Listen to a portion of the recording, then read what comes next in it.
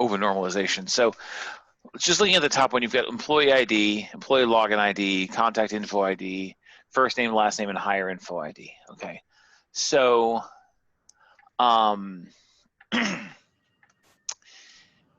you've got the contact info ID where it's phone number and email. See, that's a one-to-one relationship, and that information, unless for some reason the employee has multiple phone numbers, the phone number and email should go in the employee table, not in a separate table. Okay. The reason is because every time you make a new table, it takes up more space on the drive, and you want to minimize that footprint. So there's one. Hire info, hire date would set that. So let's do hire info. That's an interesting one. I've never seen that done before. So the reason why I created that one is because I'm basing this off of how my wife's what's it called, job kind of does it. Right. With each employee, they have them either labeled as like a W-2 employee or self-employed, and then the date they're hired, and then their pay rate, occupation. Right. I'm not questioning that. I'm questioning, does it need? Well, see, it's interesting. Let's back up for a second with that contact ID, phone number stuff. So employee, you've got contact info where you have phone number, email in a separate table, but in customer, you got everything in the same table. Oh yeah. So there's that. So hire info. Let's Teo, chime in here if you've got any thoughts on this. So W-2 or self-employed, that's binary. So there's no distinct reason to have that in a separate table. Date of hire wouldn't have to be a separate pay rate. See, occupation. See, when you get to occupation, that's where it gets to be interesting, because occupation probably were like more like job code. Like, what's the person's job? Like, are they counter help? Are they stock? Are they whatever? Right. Mm-hmm.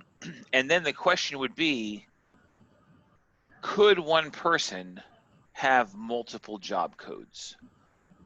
Like, let's say we're doing like, where would you live? Logan. Logan. So let's say we're talking about like Walmart, right? Mm-hmm. And we've got someone who's a cashier on the front end, but they also do stock, right? So they would technically have two different job codes. So in that case, you need that in a separate table. Pay rate is interesting, and insured is interesting, because those would belong in more of an HR table than an employee table. So I think you can collapse hire info and contact info just into employee, because that's all fully normalized. On a side note, and that's why that's what the other classes was going into. When you have like an employee password column in a table, you need to make sure that table's encrypted, because you don't want those things stored in plain text so someone can hack in and get it. Oh, this is for a spa clinic. Okay. That's yeah, cool. that's kind of an interesting idea. Yeah, no, I think, and actually, if you think about it, like if you ever wanted to capitalize on this, if you could find a way to get this built and do it through an app on the phone, then it's a marketable app. It's a marketable application to spas and clinics. Someone can go online, just give me a massage day at 2:30, blah blah blah. All right. Mm-hmm. So okay, so there's that. So I would say just take this for what it is. Just me snowballing on this one, right? I would collapse contact info and hire info into the employee table. I would call occupation job code, and then have a separate job codes table. So like, 1 is cashier, 2 is masseuse, 3 is esthetician. Oh, I knew. See, look, I pulled that word out. 4 is manicurist, 5 is reflexologist, something along those lines. I know a lot about spas apparently. And then have that link into the employee table so they know where they are. if you feel that one person might have multiple job codes, do like a joining table, like you'll have employee job, where employee ID and job ID are linked in there in case, like, you know, an esthetician might also be a masseuse, might also be a pedicure person, right? Mm-hmm. So that's good. Employee login, I think that would be okay in there. So their usernames like their employee ID. Yeah, that's fine. Just as a side note, like just as a note, that if you ever actually did this for real, that employee password would have to be encrypted with at least 256-bit encryption. Okay. I want to pretend I That's know what that means. Oh, so here's how encryption works, okay? When they say it's 256-bit encryption. So like imagine the word dog, right? That's 3 bits, right? Each letter is a bit, okay? What encryption does is for every 1 bit, it puts in 256-bit. So DOG, which is 3 letters long, would end up being 256 times 3, which is like, Alexa, what's 256 times 3? 800 Okay, something. so 760 something, right? Oh. So instead of having just those 3 letters there, you'd have 760 some odd letters, and there would be a key that would tell you which one was the right one. Does that make sense? Okay, that's what 256. That's encryption, like just simplified down. That's what it is. And they do other things on top of that to make it more and more complicated, and then blah blah blah. But basically, it puts like one needle in the important needle. If you see Indiana Jones and the Temple of Doom, Mm-hmm. no, Indiana Jones Last Crusade with Yep. the Holy Grail, same thing. You put the real one in a field of all other ones, and you hide it from there, and you just don't know which one's the right one unless you know the code. So that's what encryption means. Okay, so like that, that's good. Employee login, that's fine. Customer order ID, payment ID, product ID. Okay, so here's so let's look at customer table for blah blah blah. I would definitely compile customer and address into one table. I wouldn't do that's a little confusing. Because also keep in mind, you're doing a one-to-one here. Well, you're doing one-to-one. You're doing address ID. You know, I would just make it into one table. That makes it more sense. Okay, customer order. We've got to assume that if Sally is coming in for a massage, she might be getting a pedicure and whatever and a whatever. So we can't just have one product ID there. Oh, we have to have multiple. Yeah. So what you have to do is you have to do a separate table, customer order, and then have another table with what they ordered, and then have to join those 2 tables there.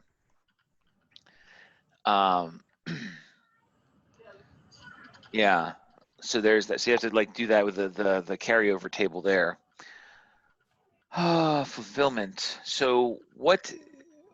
So I guess what does it mean by fulfillment? Like if it's been completed, like the orders completed. So for this project, the way I had it was so the customers would order online their services, their products, Right. and then the employees will be able to access that in like a dashboard, an employee portal dashboard. Right. And then from there, they would be able to see all the customers' information, Right. call them, set up a time. So that's what this fulfillment info was like when they contacted them, Okay. and then whether the delivery was like in like if they're going to be in home or they're going to be at the spa, and Okay. that was the idea at the time. Like I said, I haven't looked at this in forever. So let's think about this. So, I would think for simplicity's purposes, not a lot of spas send their masseuses out. Mm-hmm. Okay, so you might just want to compile those 2 tables into one, and just say, you know, date completed or date whatever. What you may want to do in this, I think, in order fulfillment, instead of just make like an orders like. So here's what you might want to do. Okay, here's what you want to do. So make the orders table, the order fulfillment table, just an orders table, right? And put in there the employee ID, the customer ID. So kind of like compile customer orders and customer order fulfillment into one table and call it orders. Okay. So employee ID, customer ID, order date, order date, order date ordered, date serviced, and then yeah, I think that would, and then also how much it cost. Like the total of Yeah, everything. like total cost. And then that customer order table that you've got there, make that where you put what they ordered specifically. So you'd have like, you know, a table like called services, right? And then you link, then you make it, you have customer order, right? And then, so you have your order table and your services table, you link through the customer order. So you know that order ID 1 was manicure and a pedicure and blah, blah, blah, all that other stuff, right? This is one of those things to be super fun to whiteboard because I'm already like expanding this, like, you know, who provided the service, and it's a whole other thing, but we're not gonna go into that deep dive there. But yeah, so you want to take that, you want to turn the order fulfillment table into orders, combine customer order and order fulfillment into the order table, create a new table called services, and then link order and services so you know what service was used on what order number, because we're going to assume that if someone's coming in for one thing, they come in for multiple things. No one's going to come in just for massage, or if they do, we want to give them the option, right? And then get rid of the fulfillment table, because that's that becomes not necessary. And then add, and here's the thing, when you do your services table, right, add the price in there. So your service table will be like service ID, service, price.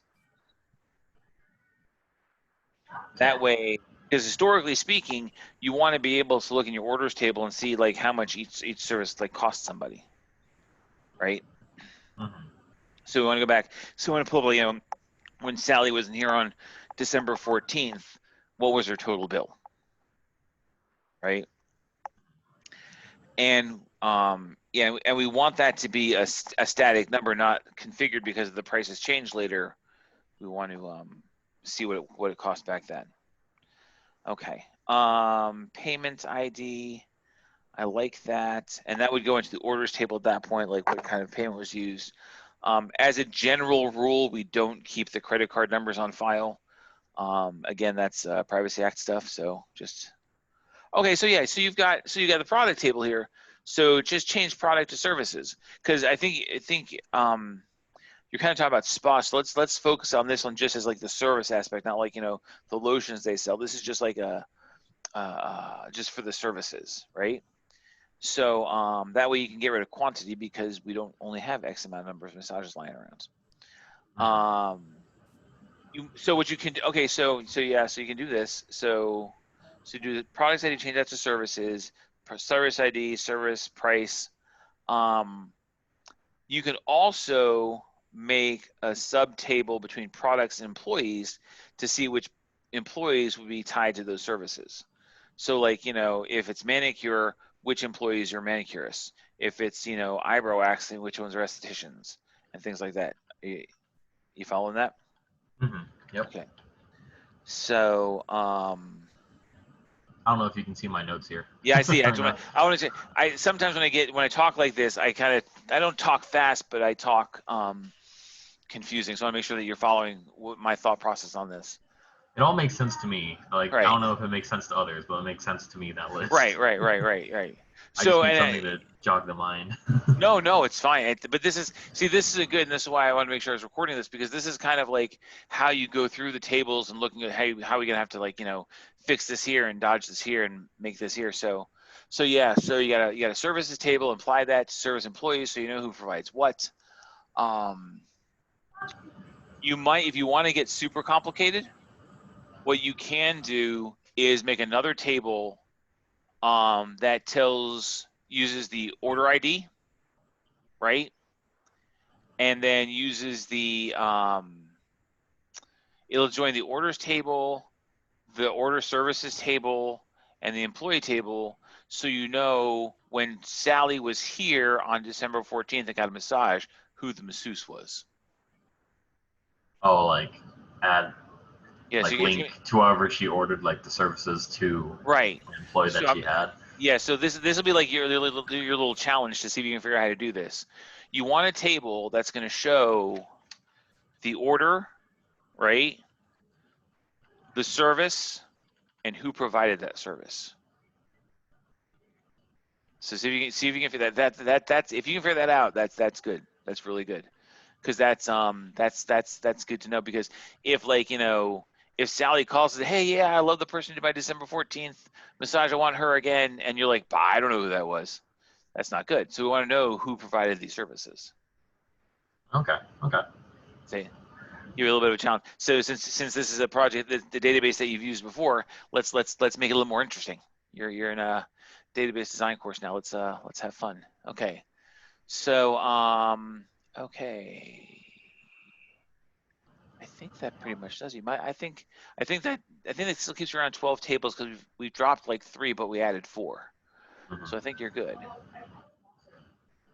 So payment, I would keep the payment table. I would just for, say, get rid of card number, and we don't want to keep people's card numbers on file. So anything else, payment type, yeah, we want to pay by Visa card, check, cash. It'd be just check, cash, credit, or whatever else. It wouldn't be like what specifically, right? Okay. Because that would be, see, so if you're talking like grand scheme of things, if you had a front end app and someone's paying for it, they input the thing, and what would happen was you would just get you could put like authorization code for credit cards, because that would be in there, but you would never keep the number.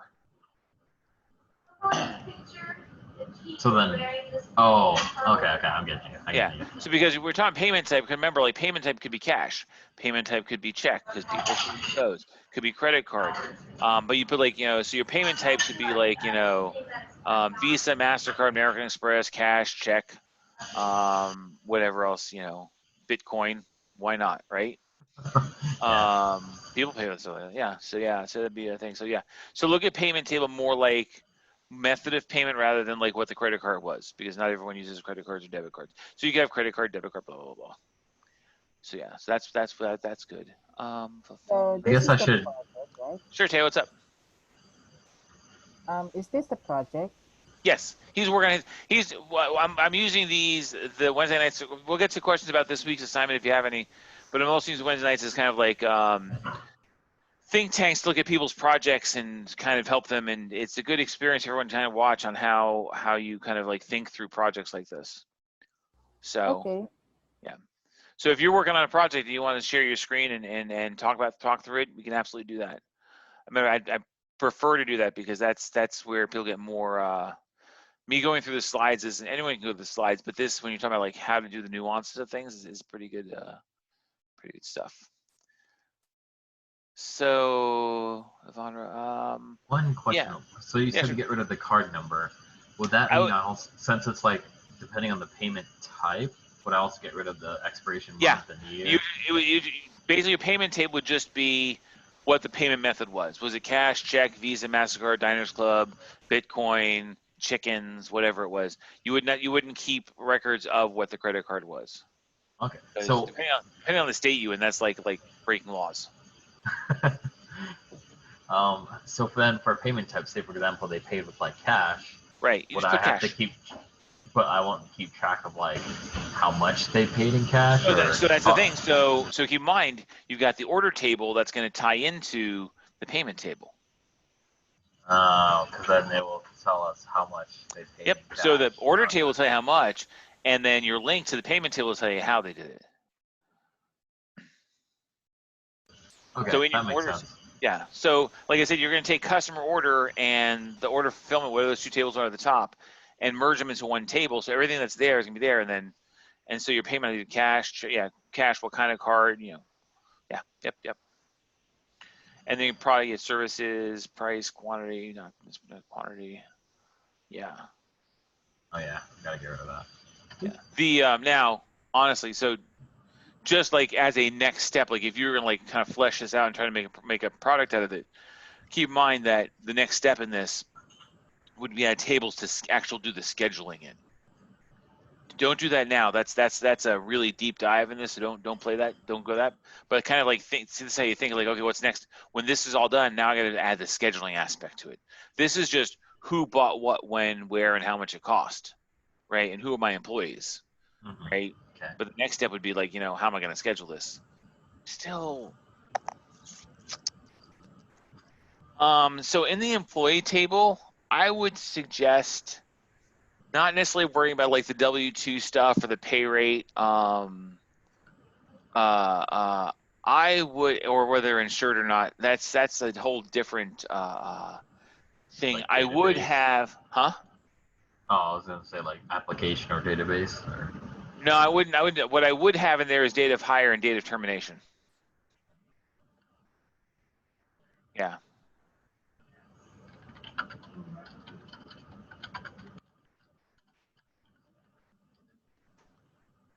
I'll fix that later. Oh, Yeah, oops. that's fine. Yeah, that's fine. Yeah, so, but yeah, and I would get rid of W-2 or self-employed as well, because that's something. Because I'm thinking that would be completely different. If this is going to be like the ordering system here, like you wouldn't have like personal employee data in there, because you're trying to think you got to protect this stuff, right? So your employee stuff is going to be off the site, because under employee you have social security number and a bunch of other PII that we don't want in the ordering system. So yeah, so that works better. That works better there. And again, those two tables are going to be combined into one. So hire and employee will go into one table. The login, yeah, that's fine. Actually, you know what you can do? You get fancy with the login table, and you can do date of last login.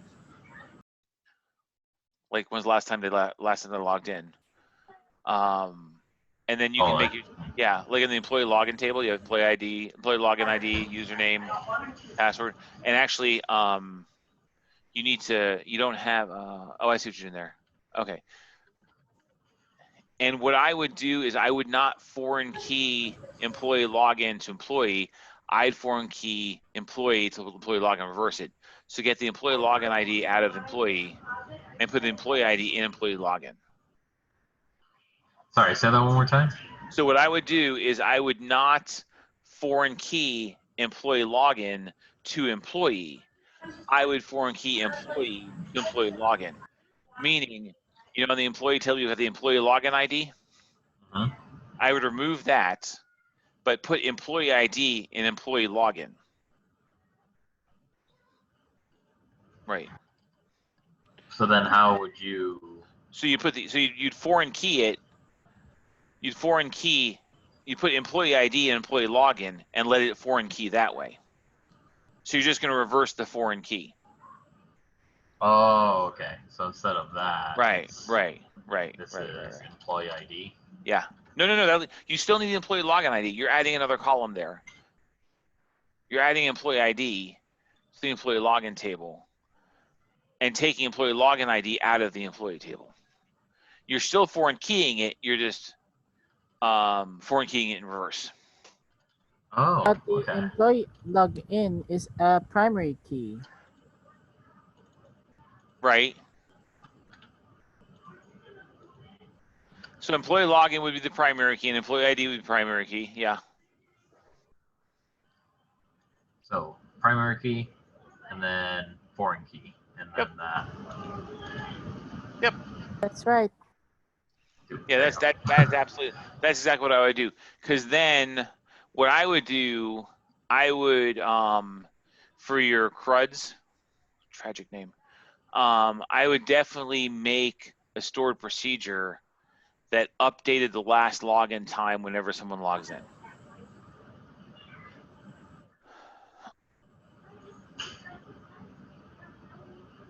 Which might be out of the that might be out of scope for this class, so maybe you shouldn't do that quite yet. Yeah, I was like, oh man. Yeah, sorry. My brain was I'm going 50 miles an hour. Okay, yeah. So yeah, so then I think you got here, I think 1, 2, 3, 4, 5, 6, 7, 8, 9, 10. Okay. So then you need to add the couple things we talked about. It was the services table. The services table. Something about I Right, had so to redo these two. So you're gonna merge these in, right? So you're gonna merge order fulfillment and customer order into one table. You're gonna merge employee and contact info and hire info into one table. Yep. If you want to, I'm just saying this is what I would do, just to streamline it. Oh no, sorry. I'm just saying. Yeah, I'll do that. Not right now though. But. Right. No. I'm just saying. And then you need to change the products into a service table, and then make a joining table between orders and services, so you know who did what. And then the challenge for you would be to make a table that told you who performed what service when to what customer. So we want to know in the order table, it says what the order was, and then in the order services table, you know who did it, what they ordered. Now you just need to make another table that adds in who did it.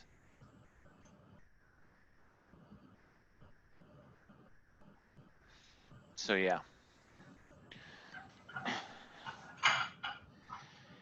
But yeah, I think that's a real serviceable, and then you just got to write your procedures off of it. You got to populate the data and write your procedures off of it.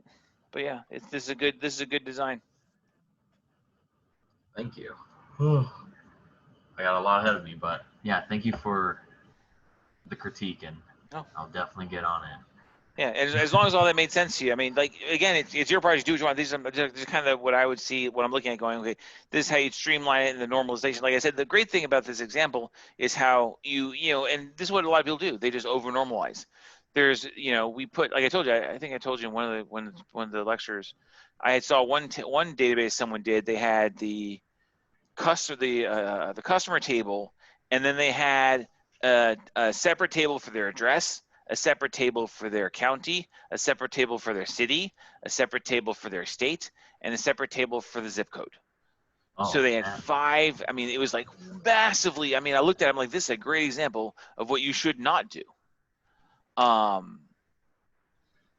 Because it gets like, if you wanted to, like in something like that, you can make like a city state zip table and kind of use that, because part of normalization is you don't want to put the same data in over and over and over again, right? So when you're using like addresses, the city, state, and zip is probably the same the majority of the time.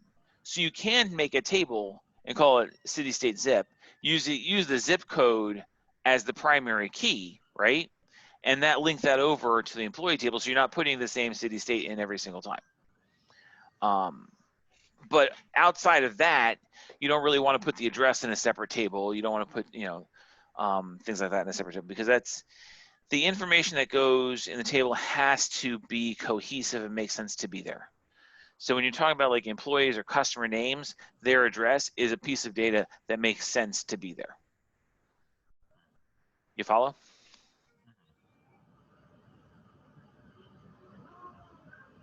So yeah. I said yes. Yeah, but this is a great, and I look at this, I see how it could like be expanded out to like cover like, scheduling and all the other great stuff that would go with this. But this is like something like, if your career trajectory is in anything in databases, this is something you keep around and you fiddle with to blow it out to the fully realized database that it could be. Sweet.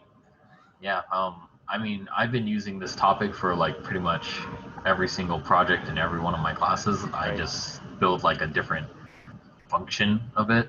and this is like diving into the database side of it. It's Right. very interesting. But then, I mean, seriously, I mean, this is like you got all these people like sit around and just like figure out apps to do and whatnot, because this could all be. You could take this database, host it out on Amazon Web Services for free, and then make the front end. I mean, how many spas would love to have like a front end, like a mobile scheduling app for their people? Because what happens is customers like this, I used to work for a formal wear company, and we use this antiquated, horrible system to do our ordering with, and we had like phone. I mean, this was, now granted, this was like 1990, so at 30 years ago. But we didn't have a computer system in the store to put things in on. We'd have to call in all our orders on paper. We scan things and fax things in, right?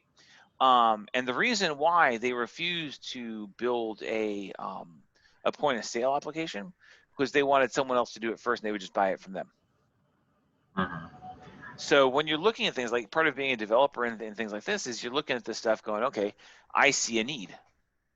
When I taught this class years and years ago in person, I would always demo and I never did it, which was stupid of me. I would always demo an app that would be for restaurants where people could like order and pay from the table. There would just be a console on the table, and this was back in like the late early 2000s.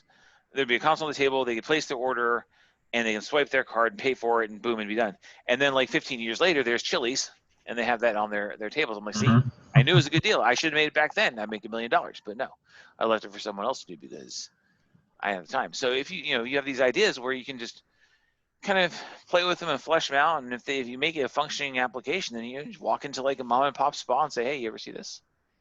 And license it to them, make a buck. But this is like my dad was an electrical engineer, and his dream was to make a perpetual motion machine. And even though it's like theoretically impossible to do this, he just kept trying and trying, just to kind of keep his brain busy, Mm-hmm. So anyway, I have spoken enough, but good work. I look forward to seeing the final That project. was nice. Yeah. Thank you. So, Mr. Teo, what can I help you with today? I'm fine. Okay. Just came to see what else everyone else was talking about. Do you guys have any questions on this week's assignment? Week 8? No. Okay. Yeah, none here. Yeah, I mean, they're pretty straightforward. It's just ins, alls, ands, and stuff like that. Exists. Because if you guys don't have any other questions, what I would say is you guys can bounce out right now, so I don't have to bore you going through the slides for everybody, which I may do, in a separate video. But yeah, if you want to pop in every week and just kind of show me where you're at, I think it's a good exercise to see how you're going on it. Okay, will do. Okay. All right. See you, brother. Okay. See you.